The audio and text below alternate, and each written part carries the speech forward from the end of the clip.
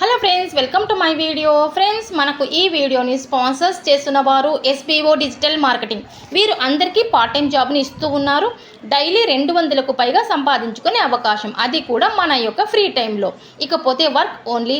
మన యొక్క సోషల్ మీడియాలో కంటెంట్ను షేర్ చేయడం మరియు பப்ளிஷ் చేయడం ద్వారా మన ఇన్కమ్ని సంపాదించుకోవచ్చు. ஸ்கிப் பண்ணாதீங்க, பெரிய தப்பு. தினம் 300 ரூபாய் சம்பாதிக்க அரிய வாய்ப்பு. இன்ஸ்டாகிராம், ஃபேஸ்புக் பயன்படுத்த தெரிந்தால் போதும். Content post and content publishing மூலமா தினம் 300 ரூபாய் சம்பாதிக்கலாம். இந்த வேலை செய்ய 5 நிமிடம் போதும். Work training support, group communication support, all language customer live chat support, முக்கியமா சொந்தமா ஒரு பிசினஸ் ஸ்டார்ட் பண்ற அளவுக்கு உங்களால கற்றுக்கொள்ளவும் முடியும், சம்பாதிக்கவும் முடியும். இந்த வேலை வாய்ப்பு வழங்குவது 5 வருடத்திற்கு மேல ரன் ஆகிட்டு இருக்க நம்ம தமிழ்நாட்டு company school of business organisation private limited. மேலும் விவரங்களுக்கு டிஸ்கிரிப்ஷன்ல கொடுத்திருக்க நம்பருக்கு வாட்ஸ்அப் பண்ணுங்க.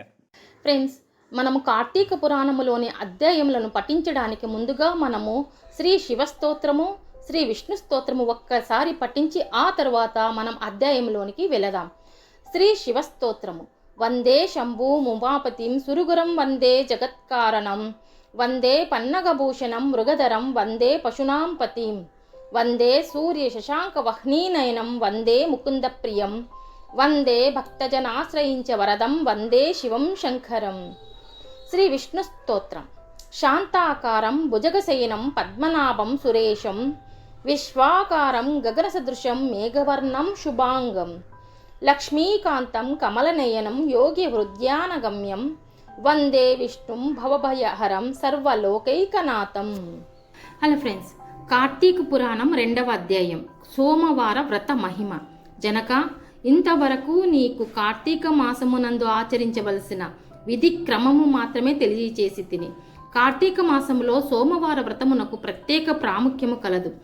కాన సోమవార వ్రత విధానమును, దాని మహిమను గురించి వివరింతును. సావధానుడవై ఆలకించుము. కార్తీక మాసములో సోమవారము శివునకు అత్యంత ప్రీతికరమైన రోజు. ఆ రోజున స్త్రీ గాని పురుషుడు గాని ఏ జాతి వారైనా కానీ రోజంతయు ఉపవాసం ఉండి నదీ స్నానము చేసి తమ శక్తి కొలది దాన ధర్మములు చేసి నిష్ఠతో శివదేవునకు బిల్వపత్రాలతో అభిషేకమును చేసి సాయంత్రము నక్షత్ర దర్శనము చేసిన తరువాత భుజించవలయును.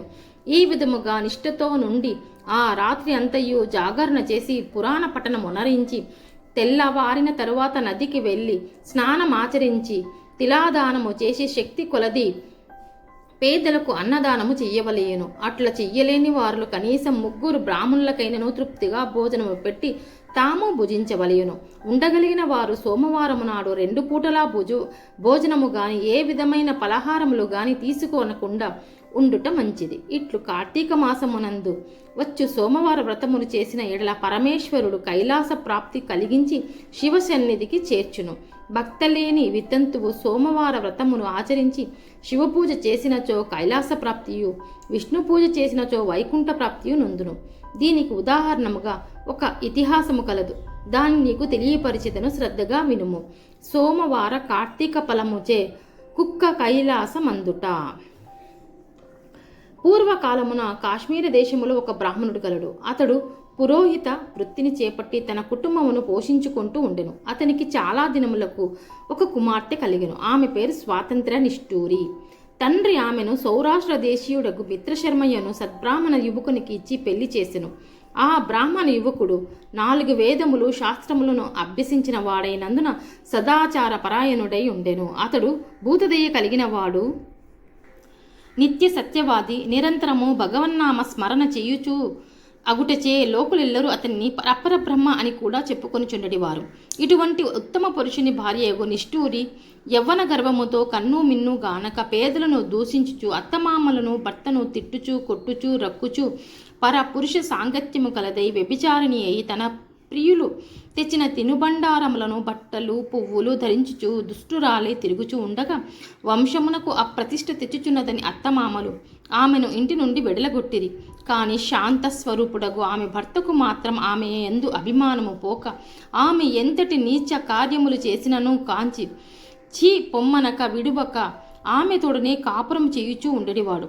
చుట్టుప్రక్కల వారు ఆమెని నిష్ఠూరి గయ్యాలి తనమున కేవగించుకొని ఆమెకు కర్కశ అనే ఎగతాళి పేరును కూడా పెట్టుటచే ఆమె మొదలందరూ దానిని కర్కశ అనియే పిలుస్తూ ఉండేవారు. ఇట్లు కొంతకాలము జరిగిన పిమ్మట ఆ కర్కశ ఒకనాటి రాత్రి ఏకశయ్యపై తన భర్త గాఢ నిద్రలో ఉన్న సమయమును చూచి మెల్లగా లేచి తాళి కట్టిన భర్త అన్న విచక్షణ గాని దయా దాక్షిణ్యాలు గాని లేక తిన ఒక బండరాతిని తెచ్చి అతని తలపై గట్టిగా కొట్టినది. వెంటనే అతడు చనిపోయెను. ఆ మృతదేహమును ఎవరి సహాయము అక్కర్లేకనే అతి రహస్యంగా దొడ్డిదారిని గుంపోయి ఊరి చివరనున్న పాడు నూతిలో పడవేచి పైన చెత్తా చిదారములతో నింపి ఏమీయూ ఎరుగుని దాని వలె ఇంటికి వచ్చెను.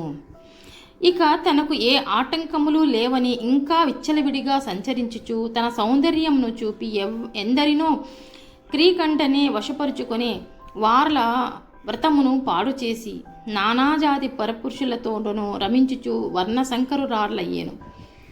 అంతియేగాక పడుచుకన్యలను భర్తలతో కాపురం చేయుచున్న పడుచులను తన మాటలతో చేరదీచి వారికి కూడా దుర్బుద్ధులు నేర్పి పాడు చేసి విటులకు తార్చి ధనార్జన కూడా చేయసాగెను.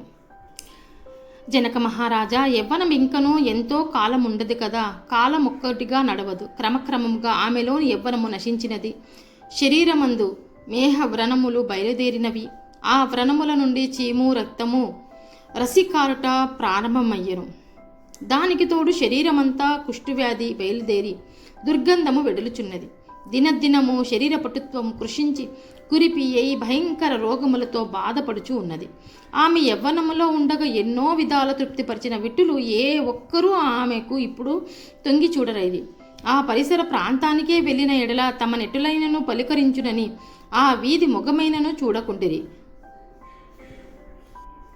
కర్కశ ఇటుల నరక బాధలను అనుభవించుచు పురుగులు పడి కొంతకాలమునకు చనిపోయింది. బ్రతికినన్నాళ్ళు ఒక్కనాడైన పురాణ శ్రవణమైనను చెయ్యని పాపిష్టురాలు కదా. చనిపోయిన తర్వాత భయంకరులైన యమభట్టులు ఆమెను కుంపోయి ప్రేత రాజగు యముని సన్నిధిలో ఉంచగా యమధర్మరాజు చిత్రగుప్తుల వారిచే ఆమె పాపపుణ్యముల జాబితాను చూపించి, భటులారా, ఈమె పాపచరిత్ర అంతింతా కాదు, వెంటనే ఈమెను తీసుకువెళ్ళి ఎర్రగా కాల్చిన ఇనుప స్తంభమునకు కట్టబెట్టుడు అని ఆజ్ఞాపించను. వీటిలతో సుఖించినందులకు గాను యమభట్టులు ఆమెను ఎర్రగా కాల్చిన ఇనుప స్తంభములను కౌగలించుకోమని చెప్పిరి. భర్తను బండరాతితో చంపినందుకు ఇనుప గదులతో కొట్టిరి. పతివ్రతలను వ్యభిచారులుగా చేసినందులకు సలసల క్రాలిన నూనెలో పడవేసిరి. తల్లిదండ్రులకు అత్తమామలకు అపకీర్తి తెచ్చినందుకు సీసము కరిగించును నోటిలోనూ చెవులలోనూ పోసి ఇనుప కడ్డీలు కాల్చి వాతలు పెట్టిరి. తుదకు కుంభీపాకమును నరకములో వెయ్యగా అంది ఇనుప ముక్కలు గల కాకులు, విష సర్పాలు, తేళ్లు, జర్రులు కుట్టినవి. ఆమె చేసిన పాపములకు ఇటు 7 తరాల వాళ్ళు అటు 7 తరాల వాళ్ళు నరక బాధలు పడుచుండిరి. ఈ ప్రకారముగా నరక బాధలను అనుభవించి కడకు కళింగ దేశమున కుక్క జన్మమెత్తి ఆకలి బాధ పడలేక ఇల్లిల్లు తిరుగుచుండగా కర్రలతో కొట్టువారు కొట్టుచూ, తిట్టువారు తిట్టుచూ, తరుమువారు తరుముచూ ఉండిరి. ఇట్లుండగా ఒకానొక నాడు క్షోత్రియ బ్రాహ్మణుడు కార్తీక సోమ వ్రతమును ఆచరించి ఉపవాసముండి సాయంత్రము నక్షత్ర దర్శనము చేసి బలి అన్నము నరుగుపై పెట్టి కాళ్ళు చేతులు కడుగుకొనుటకే లోనికేగిన సమయమున ఈ కుక్క అక్కడికి వచ్చి ఆ బలి అన్నమును తినెను. నిష్ఠాగరిష్ఠుడైన ఆ విప్రుని పూజా విధానముచే జరిపించిన బలి అన్నం అగుట చేతను ఆ రోజు కార్తీక మాస సోమవారం అగుట వలనను కుక్క ఆ రోజంతయు ఉపవాసముతో ఉండుట వలయను శివపూజ పవిత్ర స్థానమైన ఆ ఇంట దొరికిన ప్రసాదం తినుట వలయను ఆ శునకమునకు జన్మాంతర జ్ఞానం ఉద్భవించెను. వెంటనే ఆ శునకము, విప్రుకులోత్తమా, నన్ను కాపాడము అని మొరపెట్టుకొనును. ఆ మాటలు బ్రాహ్మణులు ఆలకించి బయటకు వచ్చి చూడగా కుక్క తప్ప అన్యునెవరూ లేనందున లోనికేగెను. మరలా రక్షింపుము అని కేకలు వినబడెను. మరలా విప్రుడు బయటకు వచ్చి, ఎవరు, నీ వృత్తాంతమేమిటి అని ప్రశ్నించగా, అంత నా కుక్క మహానుభావ, ఈ పుట్టుకకు వెనక 15 జన్మల ముందు విప్రకులాంగునను నేను వ్యభిచారినై అగ్నిసాక్షిగా పెళ్లాడిన భర్తను చంపి వృద్ధాప్యంలో కృష్ణురాలినై తనువు చాలించిన తరువాత యమదూతల వల్ల యమనరకమును అనుభవించి నా పూర్వీకుల పుణ్యఫలము వలన ఈ జన్మలో కుక్కనైతిని. ఈరోజు మీరు కార్తీక సోమవార వ్రతము చేసి ఇచ్చట ఉంచిన ఈ బలి అన్నమును తినుట వలన నాకు జ్ఞానోదయము కలిగినది.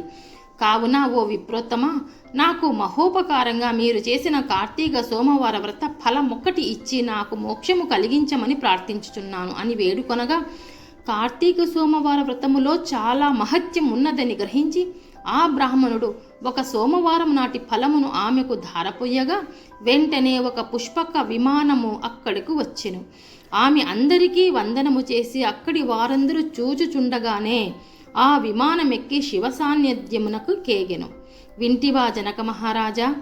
కావున నీవును ఈ కార్తీక సోమవార వ్రతమును ఆచరించి శివ సాన్నిధ్యమును పొందుమని వశిష్ఠుల వారు హితబోధ చేసి ఇంకనూ ఇట్లు చెప్పసొడొడంగిరి.